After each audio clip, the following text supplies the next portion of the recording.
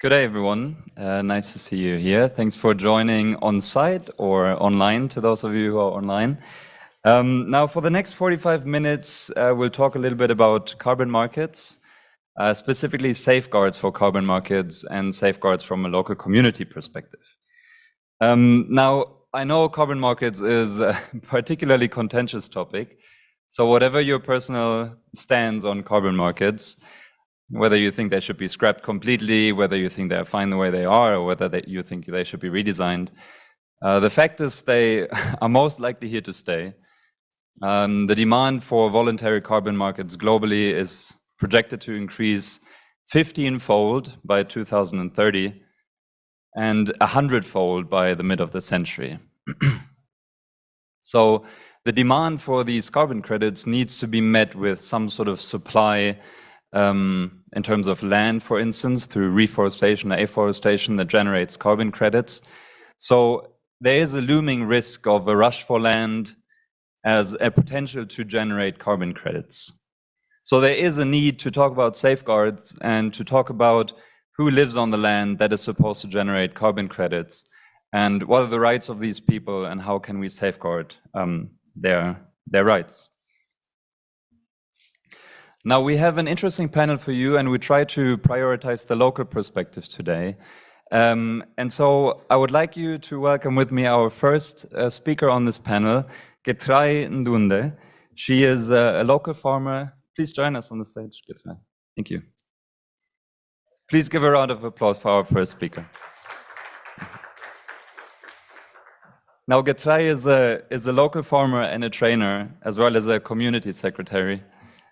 She's with the Dondoza Farmers Group in Kakamega County in West Kenya. Her farmers group works to increase farm produce using conservation agriculture and other sustainable farming methods. And her farmers group is also one of 34 groups that has been registered with the Soil Carbon Certification Services.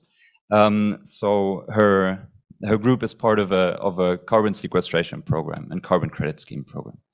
Thank you. Now, Getrai, can you tell us a little bit about the process of registration for carbon credits and what your community and farmers group have been doing in this process? Thank you, sir. Thank you for the introduction or the few brief about my profile. That's true.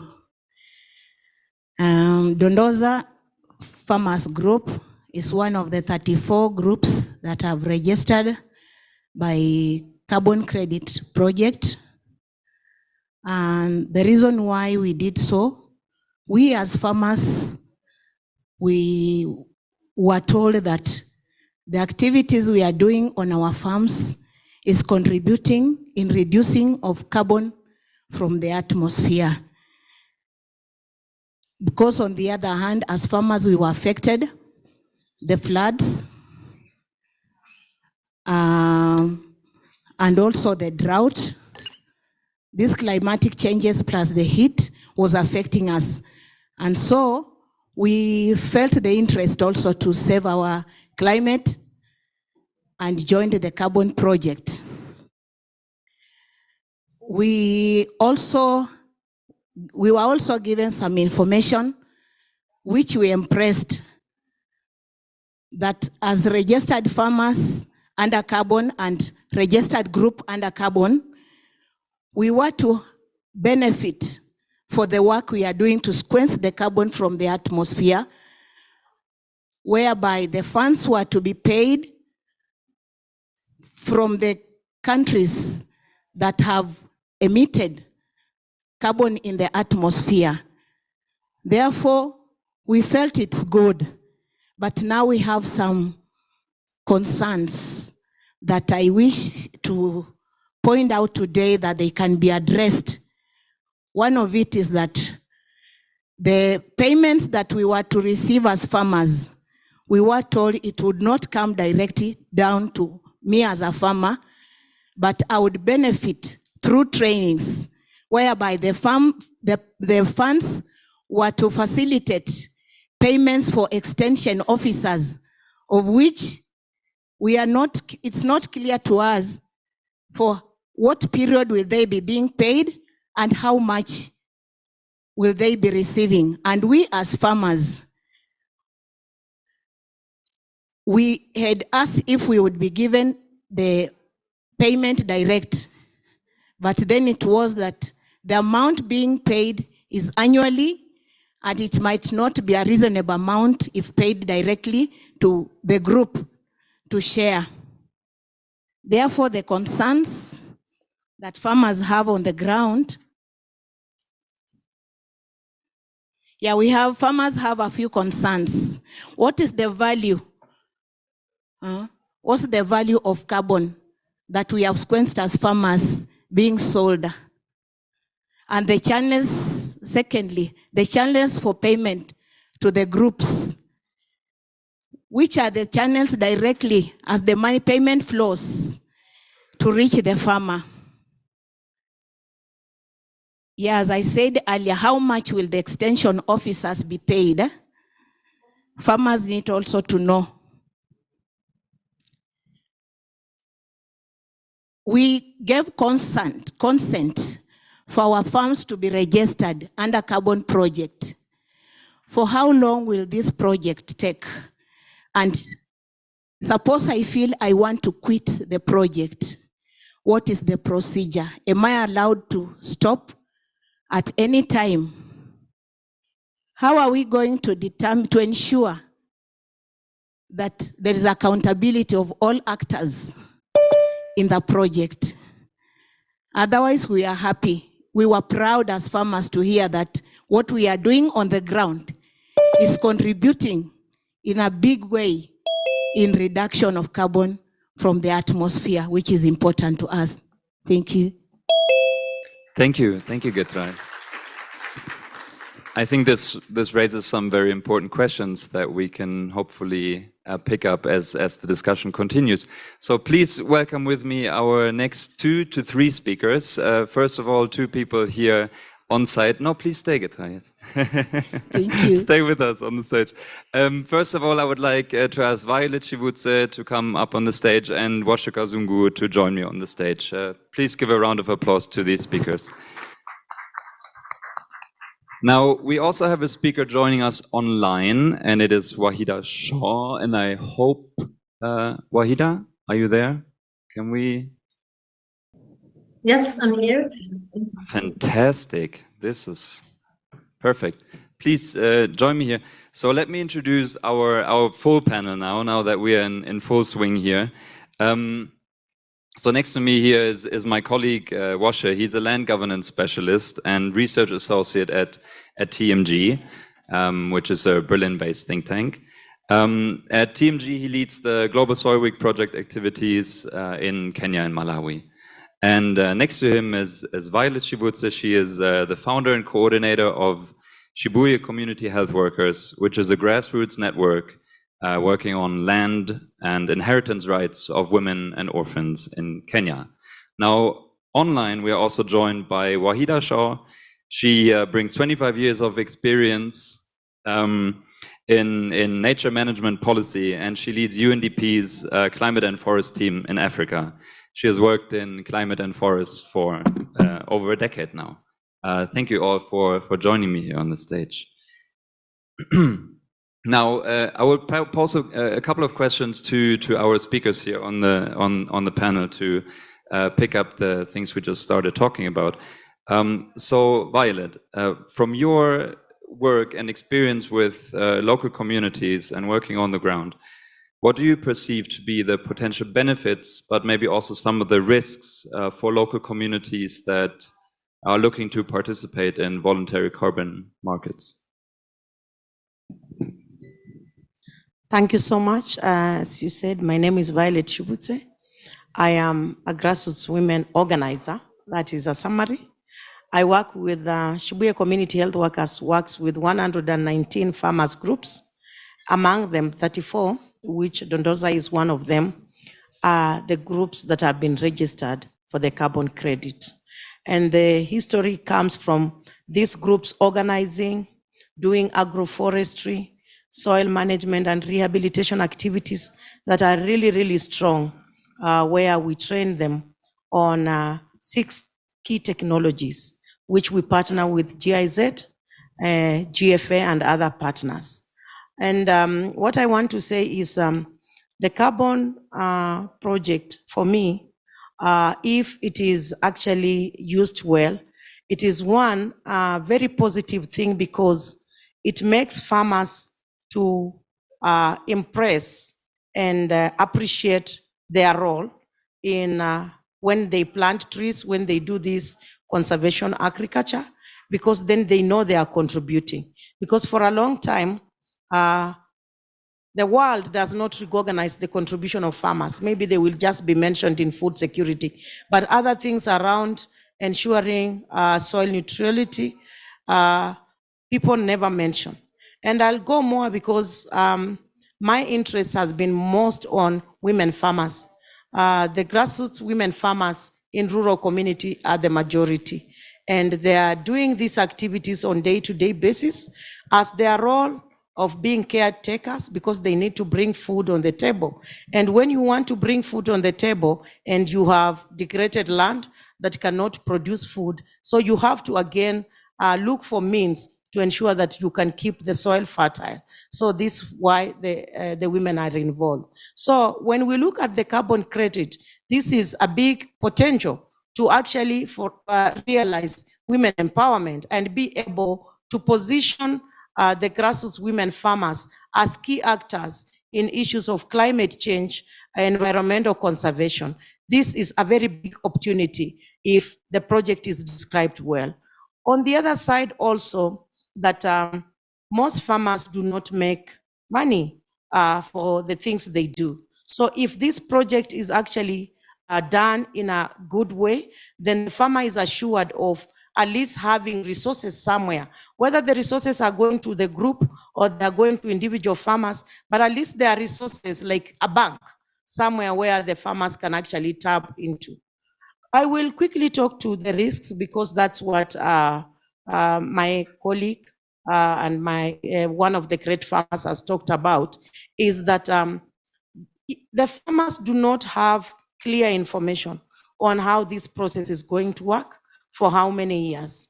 And one of the things when you look at the women who are contributing a lot and the land is being registered, it is already excluding the women because during registration of the land, the person that is the real owner of the land is the one that is supposed to be registered. Yet women are doing these activities on leased land. They are doing these activities on the land that belongs to their spouses or belongs to their fathers. So the women are not going to gain directly from this process. The other risk is like what he's talking about.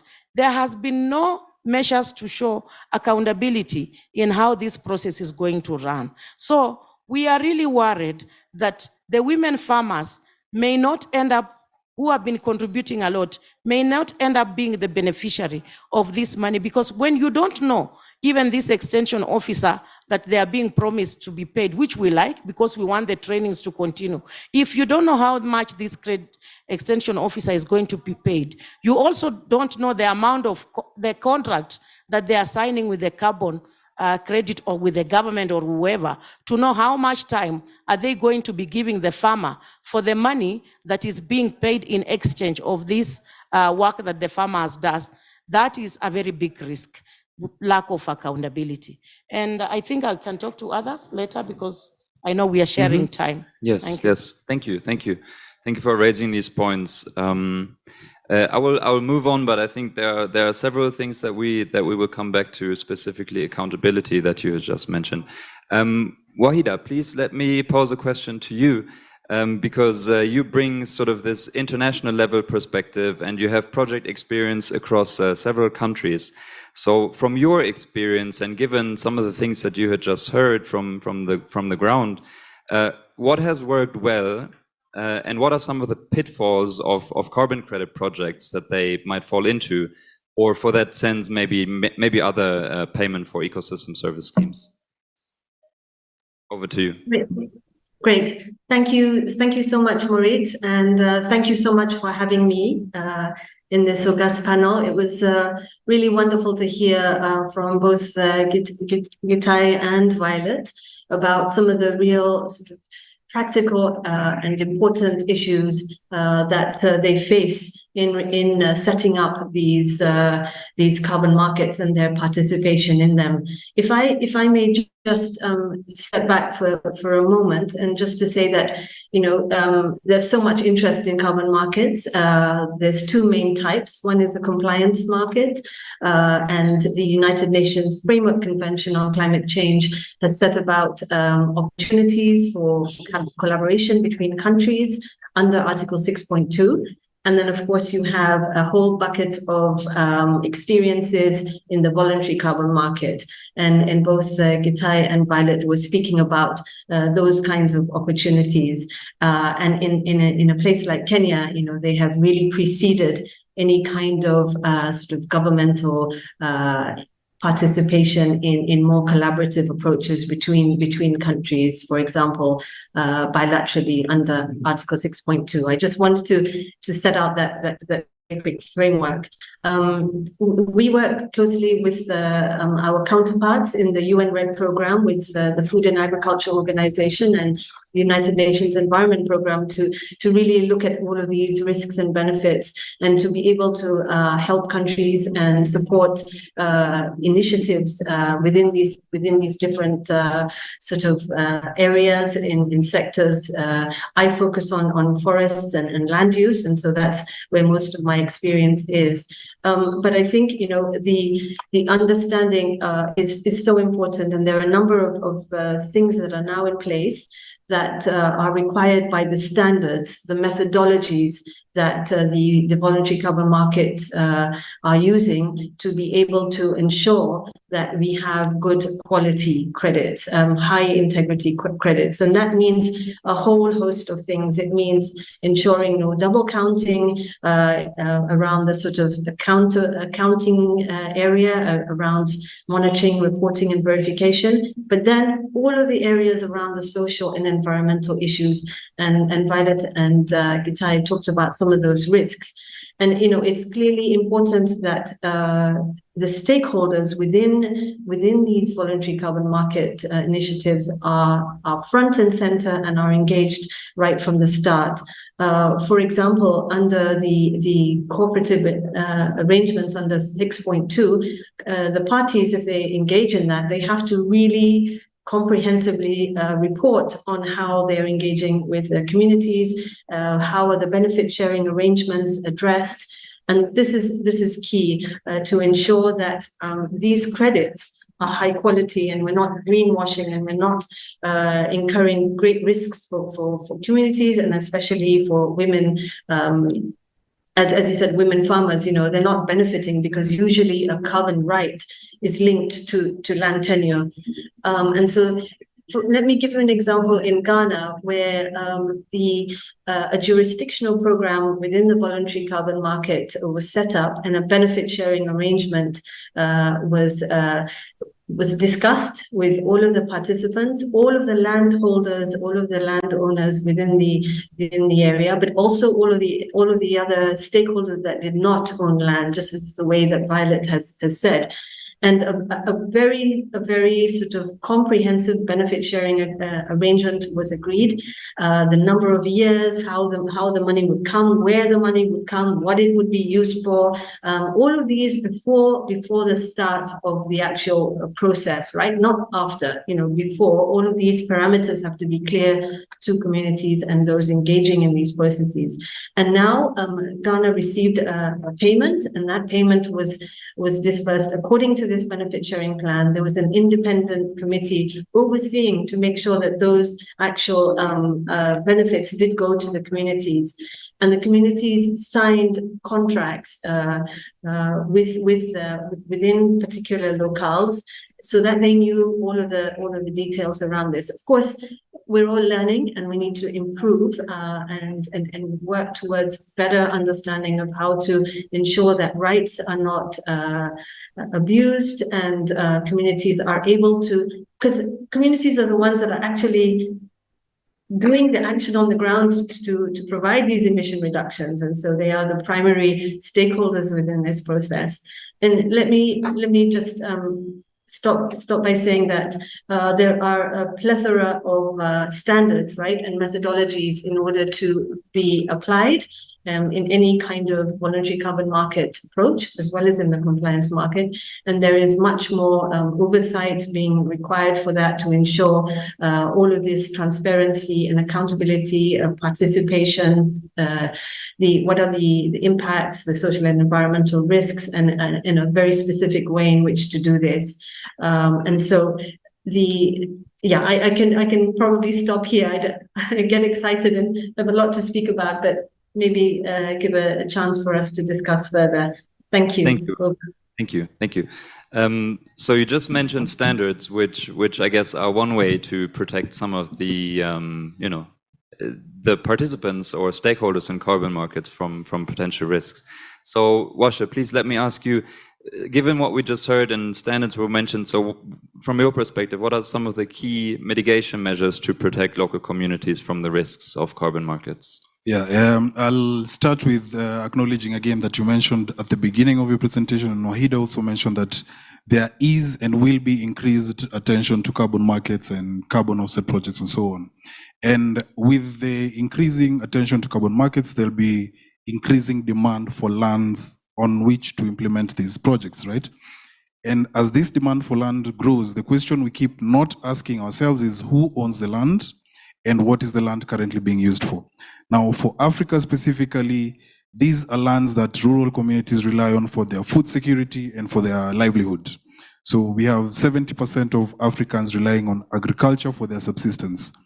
But on the other hand, I think estimates put it at close to 90% of Africa's rural lands could be undocumented and informally administered. Now, this informality is a challenge because in a situation, a scenario where we have governments and we have private corporations rushing to meet a demand for land on where they can implement carbon offset projects, the communities who are now the undocumented owners of the land remain at risk in this scenario. And they're the ones who are at risk of having their rights disenfranchised. And now the mitigation measure I would recommend, the main one to take as we pursue these carbon market projects, would be securing the tenure rights and land rights of local communities even before we start these projects. So securing tenure rights, I would break it down to two levels. The first one being recognizing the tenure rights. And for the recognition bit, I think a lot of countries have done a decent job.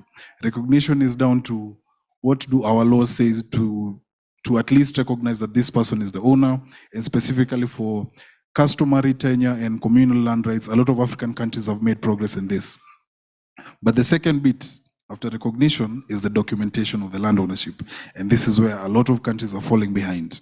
And only if we document landowners prior to commencement of some of these carbon offset projects can we ensure that these communities are in a better position to negotiate the terms and conditions of them ceding part of their land, which they rely on now, to be given to carbon offset projects and so on and so forth. Yeah, thank you. Thank you for all all these reflections, and some very important points were raised, I think. Now we want to give the audience the opportunity to ask some questions, but before we do that, I wanted to not miss the opportunity and ask Getraye one thing, and that is Violet has mentioned accountability, and Wahida has talked about standards that include putting the local people, which are the center of all of this because they are doing the action.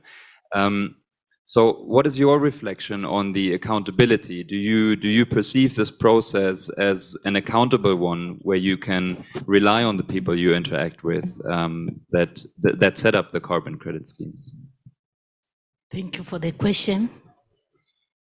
About I talked of not clear of the channels for payment, whether the farmer will be assured of the right payment as per the value of carbon that would have been squeezed from the farm of the farmer.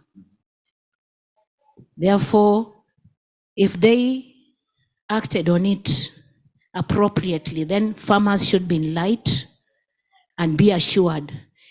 If farmers are assured of the clear payment channels, there are more farmers who are willing to join the project and even groups who are willing to register under carbon credit. We as farmers would appreciate that part if well handled. Thank you. Thank you. Yeah, that's I appreciate that. Very understandable. Now, please, we have the opportunity for some questions to our panelists while they're here. I see one hand already going up over here. There's a second hand going up over there. So, oh wow! Now more hands are popping up. So let's start with you, sir. Please. Thank you. Okay. Thank you so much to ladies. Thank you for the presentation from a farmer's point of view. I work for Clan, or I'm a member of Clan, where I lead the investment group, the responsible investment on community land, as a DIM lead. I am so interested to understand specifically from the two ladies from Kenya, the Kakamega County. I come from Baringo, to understand really what payment, now that they exist here and these are real issues about carbon. You started by saying carbon is so contagious, as you said, which is true. I would wish to understand what rate, what are the scale of weighing that this is the carbon you will be getting at your credit as a farmer. What acreage are you using? Is it using acreage? Is it using the number of trees you have in your farm? Or what exactly is happening? Because carbon credit and carbon markets is really very contagious. It has some issues. It has some pollutant coming to the market, and the other person who is being polluted to is saying, I need to be paid. So we really need to get from your perspective, because you are here seated. And thank you, TMG, for planning this. Thank you so much. Thank you for your question. I appreciate that. I pass it over to my two ladies on the panel. Maybe Violet, would you want to say something first about what are some of the modalities perhaps through which payments can occur? Yeah, I would like to say that the 34 groups that I talked about have just given their consent, like they have gone through the training and then sensitization, let me not call it sensitization, that the carbon market is coming. And then they have signed consent as farmers, individual farmers who have those lands, and also as groups. So they have even issued their certificates of the group. You know, that documentation alone, that's what I wanted to say, is actually really risky before you have a full agreement on what is it that we are going to do together and you understand it. She's one of them. She doesn't understand. So what you are asking us is actually a question that we are also like, are they counting the number of trees? Are they just like assessing the soil or whatever? That we are not yet clear, unless you are get right. So that is the problem, because if we don't understand what is being measured, how it's being measured, and how it's now being like the total of that being counted, calculated, and the payment back, that is what we are saying is the real problem and issue. And already farmers have given consent. They want to join, because farmers have been doing these activities for some time. And I just wanted to say, even community-based organizations that work with these farmers, like Shibuye, that mobilize these farmers, 34 farmers, like around 700 farmers together, we are not aware of how this process is going to go. And there's some information that is not given to us. We just have some information that we can get. But when you ask further than that, it is kind of like not really coming out. Thank you, Violet. Now, I would like to just give the opportunity to Wahida to perhaps come in and enlighten us a little bit on what, in your experience, projects have made payments for carbon credits. What kind of activities did payments go out for? Was it planting of trees or reduced deforestation? Can you maybe give a few brief examples? Yeah, sure. There's, a variety of actions that are required to generate the emission reductions or the removals, and that includes, protection and conservation of forests, alternative livelihoods, conservation agriculture, and then, of course, what is very prevalent in Kenya: restoration, agroforestry, reforestation. Sort of the whole range of activities can be packaged into the different activities that will eventually result in the impacts, in this hopefully the positive impacts as well as the emission reductions. But I just want to, if I may, sort of say that now that countries are becoming a bit more aware, and when I say countries, I mean more at the national level, about the sort of this really increasing number of carbon projects and under the voluntary carbon market rubric, it's becoming more important for a bit more regulation, a bit more monitoring at that level. For example, Kenya is thinking about regulations that support the Climate Change Act to figure out, well, what are the benefit sharing arrangements? How much should be going to communities at the very least?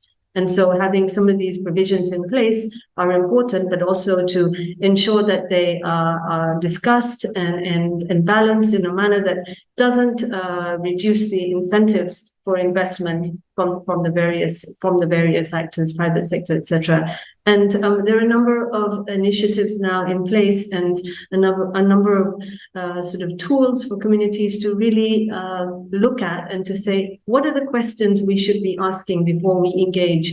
And, Violet said you probably got this free, prior, and informed consent process, but was it enough? Did you really understand all of the issues that are coming to play? What questions did you need to ask? And a number of toolkits in place. For example, the Voluntary Carbon Market Integrity Initiative sets out all of the things that need to be considered, both from a community perspective, but also at the national level.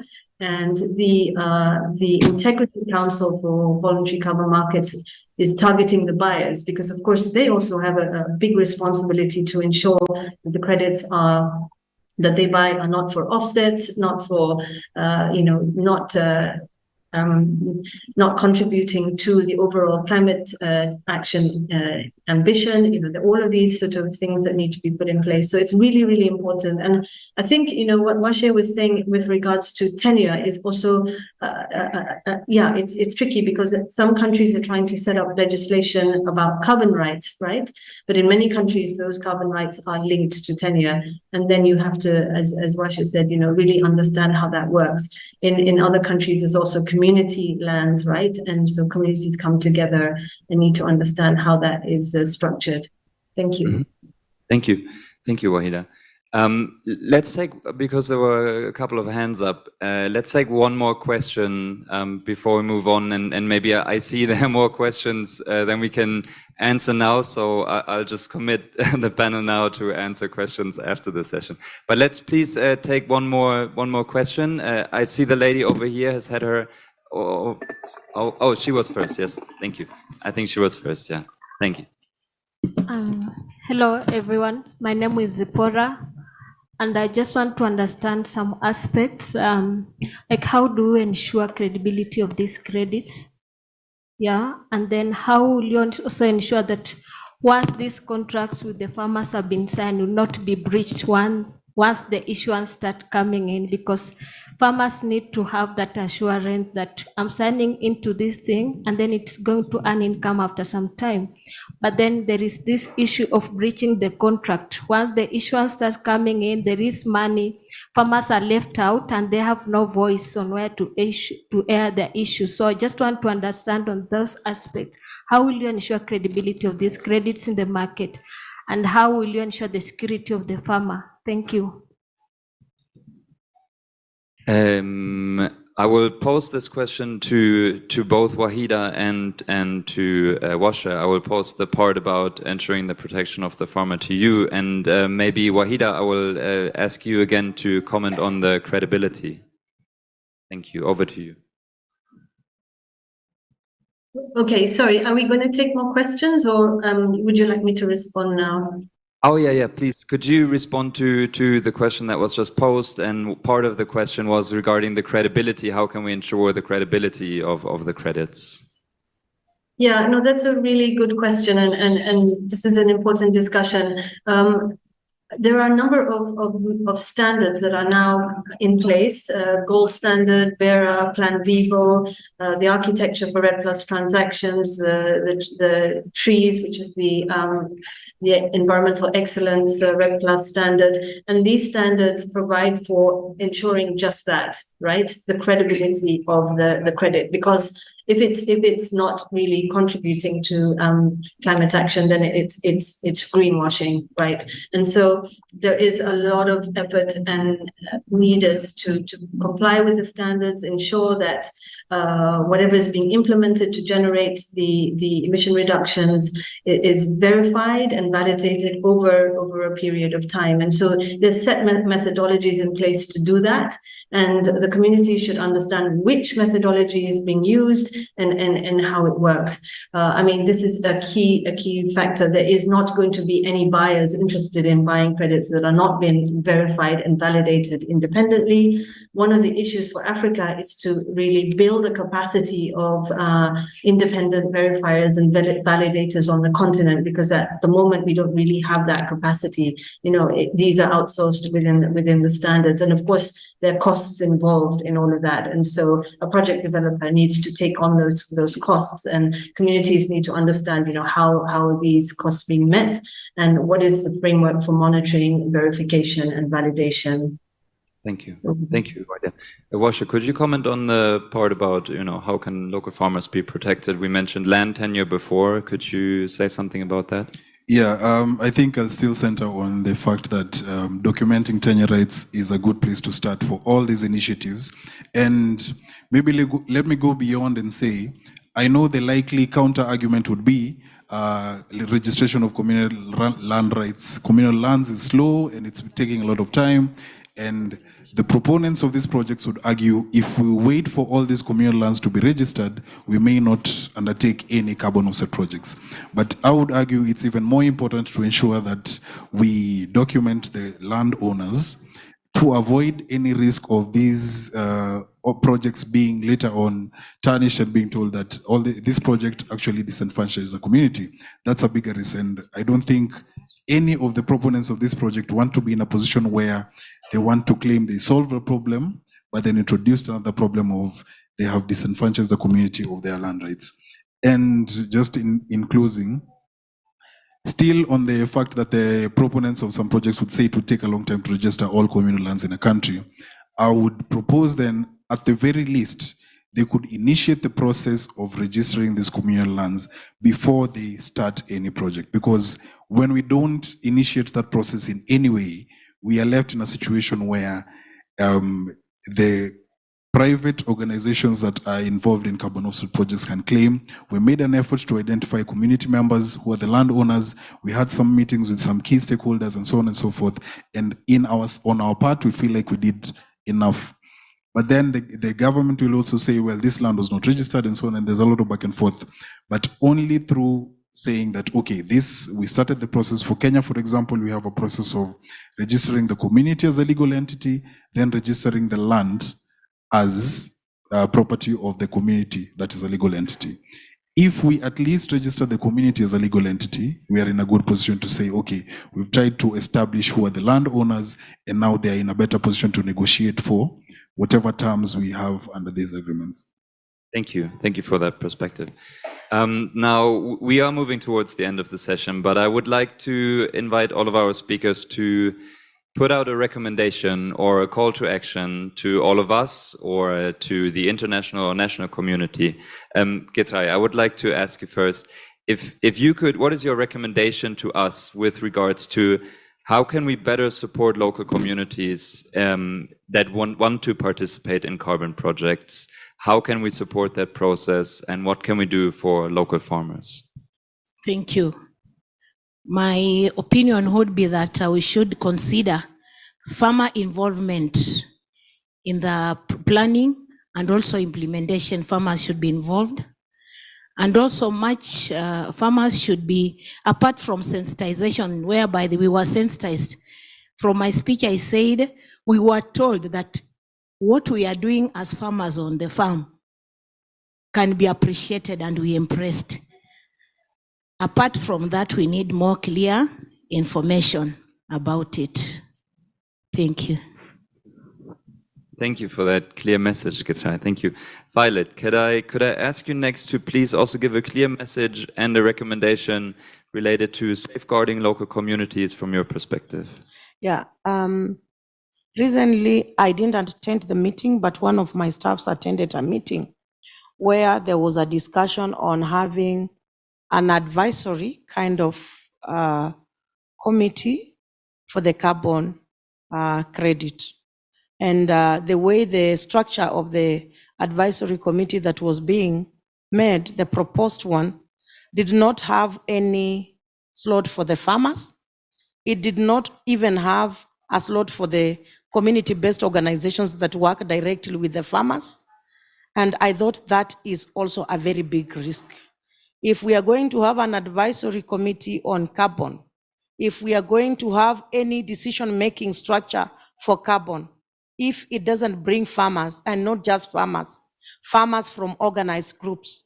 We have farmers who are organized through KENAF. We have farmers who are organized at their own level. If we don't have an institution that is bringing them together, please, we should have a clear way of selecting farmers to participate in this. It's going to be so bad. And in fact, as advocates also, people who believe in the rights holders, we actually are going to really defend that. If any advisory committee will be created, it will not be accepted. So I just recommend we deal with it in time, ensure that the farmers are going to sit on the advisory committee, and not just one slot, a slot for a woman farmer and a male farmer, because we will not work without having both of them on the advisory. Thank you so much. Thank you, Violet. Thank you. Now, Wahida, let me also ask you to share your perspective. The International Climate Caravan is soon trotting on to Dubai for COP28, right? So looking towards that and the looming COP, what are your recommendations towards COP28? Yeah, thanks, Maurice, for that question. There's a lot to say there, but definitely sort of clearer rules and an understanding by all of the actors around carbon markets. And as you know, there is also now the possibility for states to participate in markets. And so there's many different iterations of how this can work. So I think there has to be clarity across all of these various possibilities in a country. There is also the need for a country to achieve its nationally determined contribution that it has set out to the United Nations Framework Convention on Climate Change. And you know, there has to be that strategy to figure out, okay, how much are we sort of engaging in the voluntary carbon markets and in more compliance related requirements. And well, COP28, you know, I think it's now the onus is on really the countries to figure out these processes a lot more, and to figure out what kinds of frameworks can be put in place to support real emission reductions, high quality, and those that achieve livelihoods and benefits for those who are generating the credits.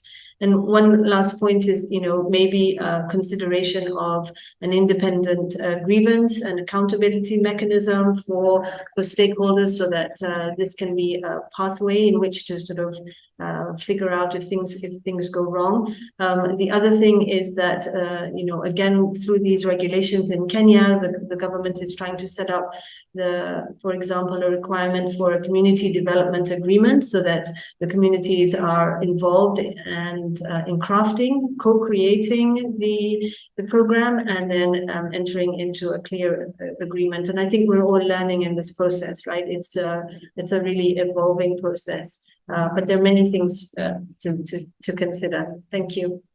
Thank you. Thank you.